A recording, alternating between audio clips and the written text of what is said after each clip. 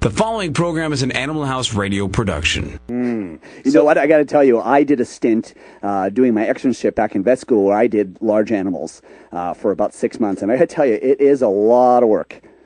And the woman I rode around with, and everybody's laughing at me because I just said that I did large animals. But anyway, there you go. But yes, it is. I mean, when you're out at 2 o'clock in the morning doing a calving, or you have a mare who's pregnant who's foaling, that's a lot of work. Yeah, and honestly, I'm not a very big gal, and so I was worried that I would even be able to do some of the things that needed to be done. Well, you know what? I'm glad that you twisted off your career, and obviously you went to the University of Arizona. From Arizona, you went to Los Angeles, and now you're working for Found Animals Foundation. Now, tell me about the foundation, because we reported about this a couple of weeks ago about Dr. Michelson and what he is doing, and the goals right now. I mean, we had Bob Barker on the program about a month back, and really getting to the attention of creating awareness for spaying and neutering your animal. And when we read this story, we were just fascinated, as I'm sure everybody in the United States and Canada was. Right.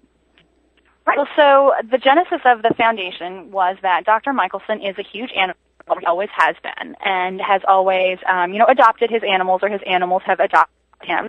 And a few years back, he really got interested in sort of the business of animal welfare and started doing some research. And because he is, a serial entrepreneur, inventor himself, he brings a bit of a different perspective. He doesn't come from a traditional nonprofit background, and so he saw the opportunity to take some different approaches in his quest to minimize shelter euthanasia. And really, Foundation has a broad range of activities, all focused around that goal of lowering the euthanasia numbers. And we used Los Angeles as our test market for most of our programs. And obviously everybody knows, I think there's wide agreement that spaying and neutering is the most important thing we can do to, reduce the number of animals that don't have homes. Absolutely. I talk about it every day in my clinic. There's not a day that goes by where I don't stress the need to do that. Yeah, and spay and neuter has become a very safe and very effective and very well accepted procedure. It is still surgery. And so you have to have an appropriately operating room, you have to transport the animal, you have to have a vet, you have to have an anesthesia machine. It's not an entirely straightforward procedure, and it's expensive. And so his thought was, there's got to be a better way that we can make this more convenient and less expensive, and therefore reach more pet owners, not only in the West, but then abroad where resources are even more limited. Right. So basically, this is coming down to, from what I'm hearing, it's when I first heard the story, it's kind of like a birth control pill. I can't say a pill. If someone would come up with it, say for instance, I said, Amy, I just created a pill. You take it once, that's it. Your whatever on the inside is completely gone. You're sterile. You can't do it anymore. Give me $75 million. Well, almost. So the way that this is structured is as a prize. And the prize is $25 million. And so for the first entity that can provide to us, the foundation, a safe, effective, and practical non-surgical sterile. And then we recognize that a lot of folks out there may have great ideas, and at $25 million is a wonderful enticement, but they're going to have to do a fair amount of research and development to get from where they are today to being able to prove that something is safe and effective. And so there's a $50 million grant pool, and we expect that to fund multiple multi-year grants for promising research to help folks, get to the point where we have a viable product. Can you share some of the quirky little ideas that you've had thrown at you so far that has just gone tossed out in the garbage? Because the kitty chastity belt, stuff like that. Well, you would be surprised at how many varieties of chastity belt have been suggested. Really? Oh, and in fact, some enterprising. No, it's true. We've had at least a half a dozen different inquiries of that nature, and some folks even have included great photos and sketches of their prototypes. We were going to send one in. We need money. We had a great idea. It even had our logo on the front.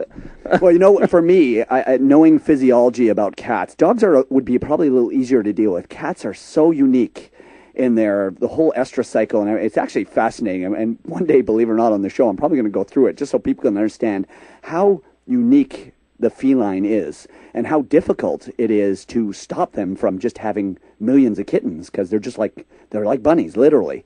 Being induced ovulators like rabbits are and ferrets are. It literally just takes the connection between the male and the female, and it's done deal. She ovulates based on his entry. So it's kind of scary when that happens. Right. Well, and particularly in the U.S., I mean, I think one of the most challenging groups that we have to deal with right now is the feral cat population, right. and obviously here as well.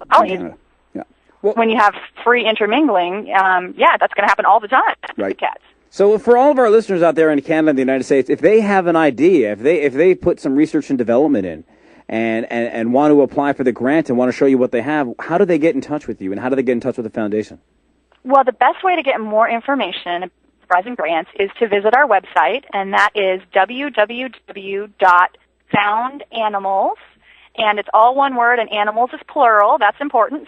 www.foundanimals.org, and you can find more information on the prize and the grants as well as our other programs there. But just to give you a brief overview, the first step would be to submit a letter of intent, and that's pretty short, and we are accepting those now, and we'll review those starting at the beginning of the year. And if your letter of intent is approved, we'll ask you to submit a full grant application, and we will be writing the first grant checks in the middle of 2009. So we're sending you our idea for the chastity belt. It's called the Animal House Radio Chastity Belt. It's pure gold with like bling on the side, and it says Aaron and Dr. Mike. So is that going to get past the first section?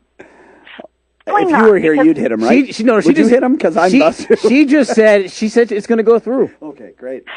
You know what? The problem, he's looking at me. You said $25 million, and I know he's looking at me strange because he has a $30 million student loan, right? $30 million.